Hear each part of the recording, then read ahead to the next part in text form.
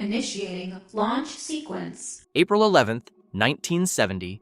You are strapped into a spacecraft sitting on top of a controlled explosion. 7, 6, 5, 4, 3.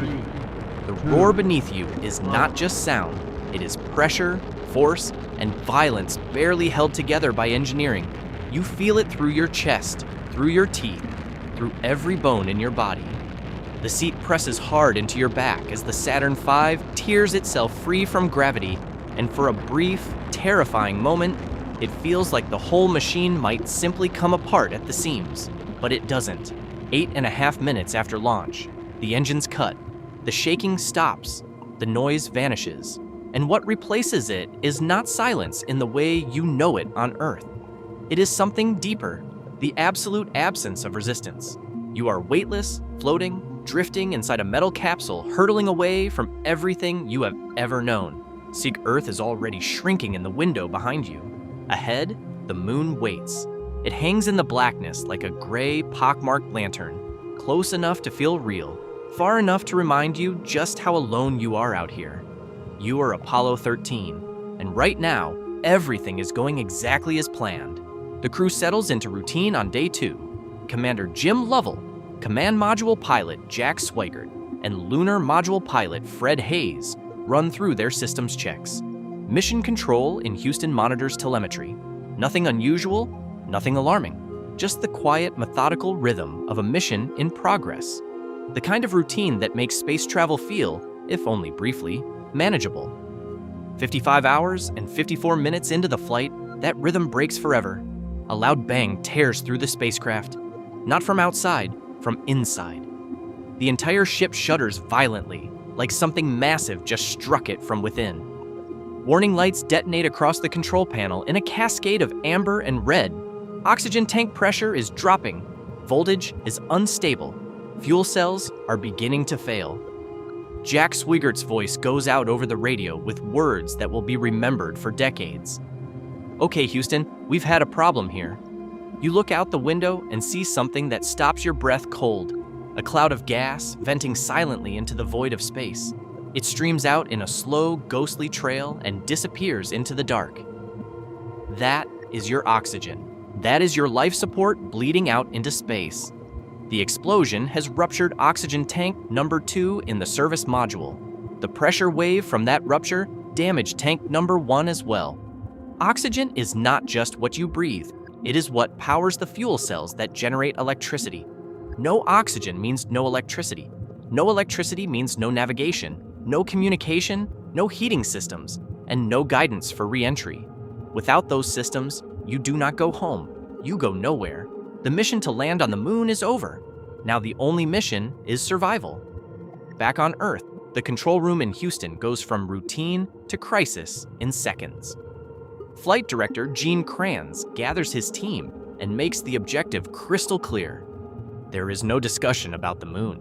There is no mourning the mission. There is one goal and one goal only. Bring those 3 men home alive. Kranz's team locks in and starts working the problem from every angle simultaneously. Because in space, time is not something you have the luxury of wasting. Every minute spent debating is a minute the crew does not have.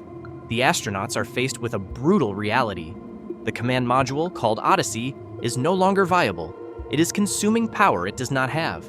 If they drain it completely before re-entry, it will never restart. They need to shut it down and preserve whatever battery power remains for the final approach to Earth. That means moving into the lunar module, a small craft named Aquarius that was designed for a completely different purpose.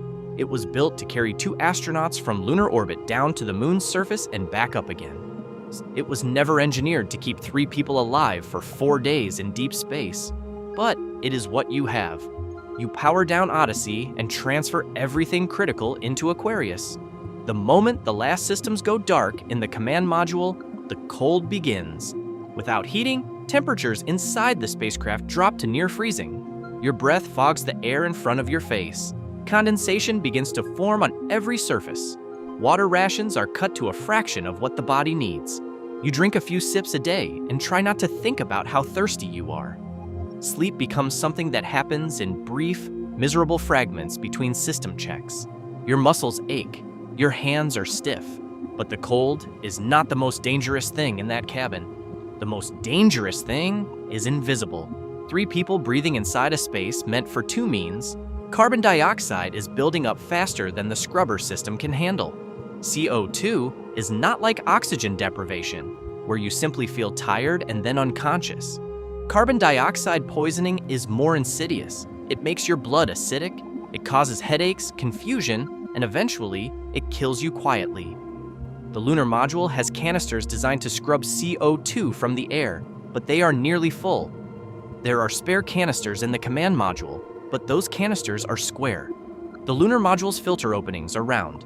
2 completely incompatible systems, both on board the same spacecraft, and neither one able to help the other without modification. A square peg, a round hole, and 3 lives depending on the solution. In Houston, engineers clear a table and lay out every item that is known to be available on board Apollo 13. Plastic bags, cardboard from a flight manual, duct tape, a sock. They build a makeshift adapter using only materials the crew can actually reach, then radio up step-by-step instructions. Inside Aquarius, with cold hands and slow movements, you follow every instruction carefully. You cut, fold, tape, and seal. The finished device looks like something a child cobbled together from garbage. It is inelegant in every possible way. But when you install it and monitor the CO2 readings, the levels begin to drop. You can breathe again. That homemade filter just saved 3 lives. But you are still not safe. You are still moving through space at enormous speed, and your trajectory has to be precisely right. If the angle of re-entry into Earth's atmosphere is too steep, the command module will burn up like a meteor. If it is too shallow, you will skip off the upper atmosphere like a stone off water and drift back into space with no remaining ability to correct course. The margin between those 2 outcomes is extraordinarily thin, and your navigation systems are offline. You cannot use computers to steer. You have to do it manually. Using Earth itself as a visual reference, you align the spacecraft by eye. You fire the engine and count seconds, making small adjustments as you go.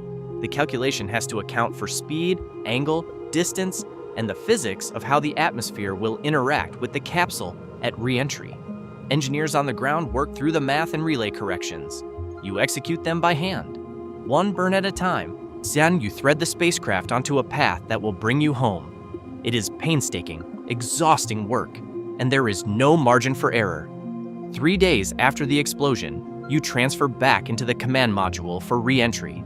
Odyssey has been powered down and sitting in near-freezing temperatures for days.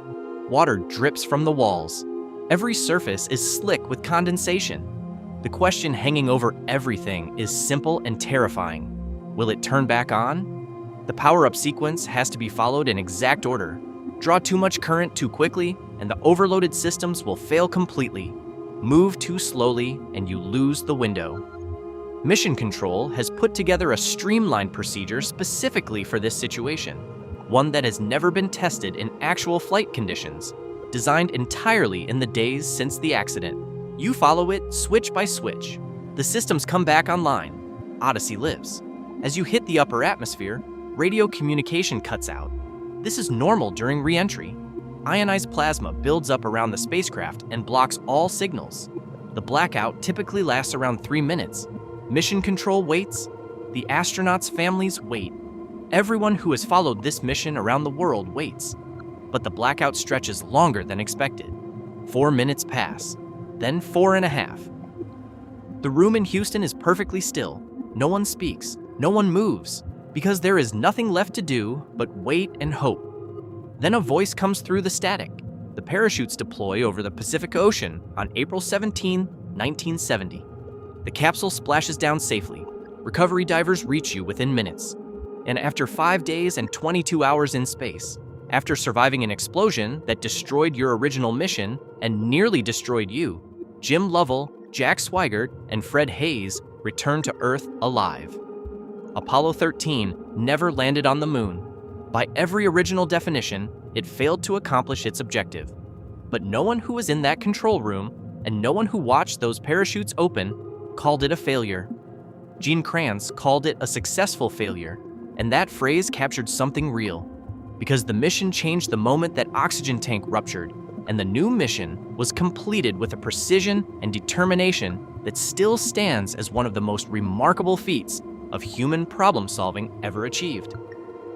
Space does not forgive errors. It does not care about schedules or intentions or how carefully you planned. Up there, a single component failing can cascade into something unsurvivable in minutes. Apollo 13 showed that, and it showed something else too.